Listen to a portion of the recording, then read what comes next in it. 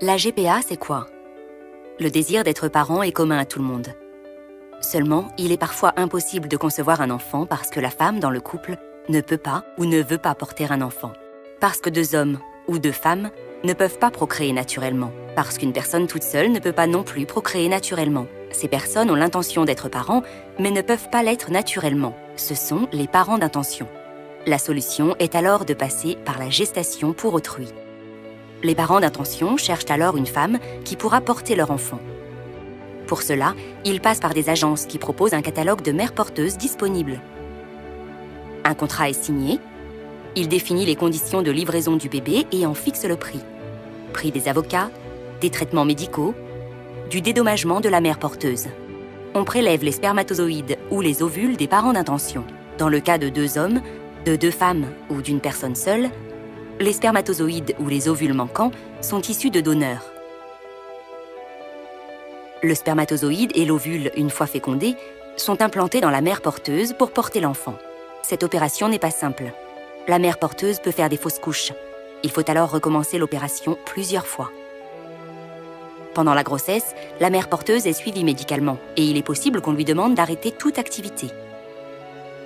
Si le bébé n'est pas conforme aux vœux des parents, les parents d'intention et l'agence peuvent demander à la mère porteuse d'éliminer le bébé qu'elle porte. Elle n'a alors pas son mot à dire. À l'accouchement, la mère porteuse abandonne le bébé qu'elle a porté 9 mois pour le livrer aux parents d'intention qui l'ont commandé. La GPA est donc un contrat commercial qui a pour but la livraison d'un bébé. La GPA suppose d'utiliser le corps d'une femme pour effectuer cette livraison. La GPA suppose qu'un bébé soit abandonné à la naissance par la femme qui l'a porté pendant 9 mois. La GPA revient à acheter un bébé. Cette opération coûte cher. Selon les pays, une GPA coûte entre 40 000 et 90 000 euros. Seules des personnes suffisamment riches peuvent avoir recours à la GPA. Des femmes plus pauvres peuvent, elles, devenir mères porteuses pour gagner de l'argent. Elles vendent donc leur corps à des gens plus riches. Nous ne voulons pas d'un monde où il est possible d'acheter un enfant sur commande. Si le bébé livré n'est pas conforme aux souhaits des parents d'intention, que va-t-on faire du bébé? Nous ne voulons pas d'un monde où les femmes vendent leur corps. Nous ne voulons pas d'un monde où le bébé est un contrat commercial qui enrichit des agences. Malheureusement, si nous ne faisons rien, ce monde sera le vôtre. En voulez-vous?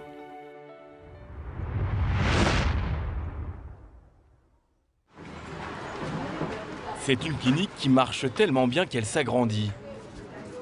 Ça amuse les patients, mais pour le docteur Bakshi, c'est d'abord un moyen d'augmenter son chiffre d'affaires. Là, il y aura la salle de collecte du sperme. Le docteur Bakshi est l'une des spécialistes de la maternité de substitution.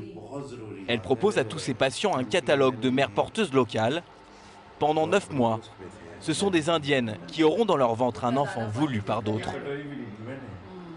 Le recours à des mères porteuses est autorisé, c'est légal ici. Et puis les gens viennent pour le prix et la qualité du service qui est très bon. Je dirais même qu'il est supérieur à ce qui se fait ailleurs, aux États-Unis par exemple.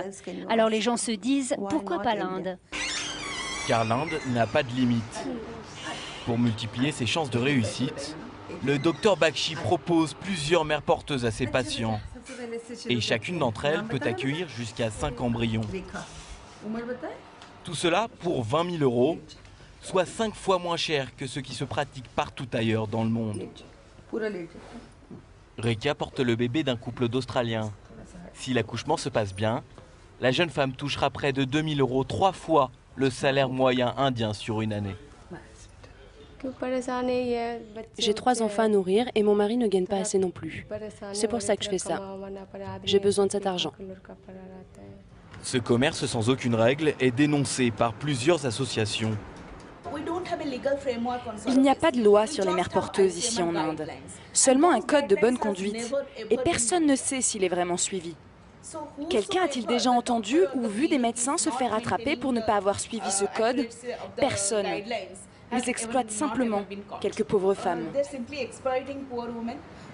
Les cliniques prévoient même en effet des résidences réservées aux mères porteuses. Voilà, c'est là où je dors ici dans cette chambre. Sumita vit avec 5 autres femmes. Ici, les sorties sont encadrées. Comme des ouvrières qui dormiraient à l'atelier, elles sont logées est suivie médicalement pour fabriquer un bébé.